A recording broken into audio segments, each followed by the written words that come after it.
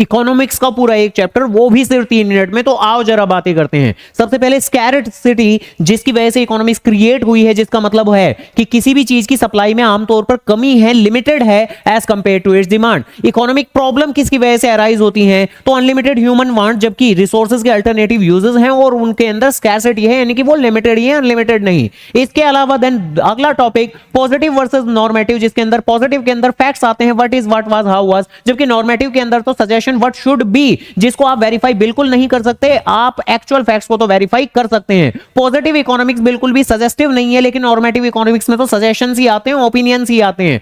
इसके अलावा micro versus macro, जहां माइक्रो इकोनॉमिक्स के अंदर छोटे लेवल की बातें आती हैं, इंडिविजुअल यूनिट्स आती हैं, मैक्रो के अंदर तो एग्रीगेट्स को कंसीडर किया जाता है। यहां पर एग्रीगेशन होता तो है लेकिन लिमिटेड डिग्री का, लेकिन मैक्रो के अंदर तो हायर डिग्री ऑफ एग्रीगेशन होता है। माइक्रो पढ़ते हुए मैक्रो को एज्यूम करो कांस्टेंट, और मैक्रो पढ़ते हुए माइक्रो के वेरिएबल को कांस्टेंट एज्यूम किया जाता है। माइक्रो के अंदर प्राइस की वजह से पढ़ाई होती है, तो इसे प्राइस थ्योरी भी पुकारते हैं, मैक्रो को इनकम थ्योरी भी हम पुकारते हैं। देन इसके बाद opportunity cost, cost of a next best alternative foregone, कुछ पाने के लिए कुछ खोना भी पड़ेगा, जो खोओगे वो है opportunity cost. Marginal opportunity cost की एक यूनिट गेन करने के लिए जो भी आप दूसरी यूनिट का सैक्रिफाइस कर रहे हो, उस सैक्रिफाइस और गेन के रेशो को ही एमओसी, एमओसी मोसी नहीं, एमओसी मार्जिनल अपॉर्चुनिटी कॉस्ट पुकारते हैं। Central problem of an economy, what to produce, how to produce, for whom to produce, what to produce में कैसे गुड्स का आप प्रोडक्शन करोगे और कितनी क्वांटिटी का आप प्रोडक्शन करोगे, हाउ टू प्रोड्यूस में लेबर की मदद से करोगे या कैपिटल इंटेंसिव टेक्निक यानी मशीन की मदद से करने वाले हो। फॉर होम टू प्रोड्यूस करोगे किसके लिए, जहां पर्सनल डिस्ट्रीब्यूशन और फंक्शनल डिस्ट्रीब्यूशन की दो बातें आती हैं आपकी।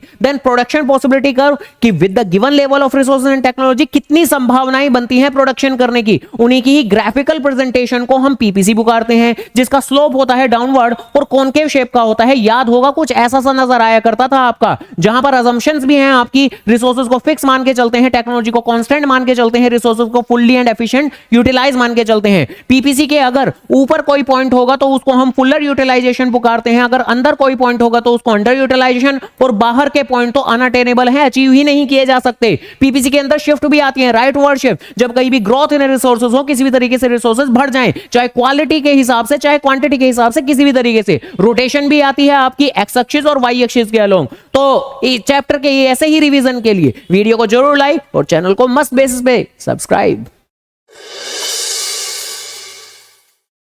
तो करना, करो ना भाई, क्यों नहीं कर रहे?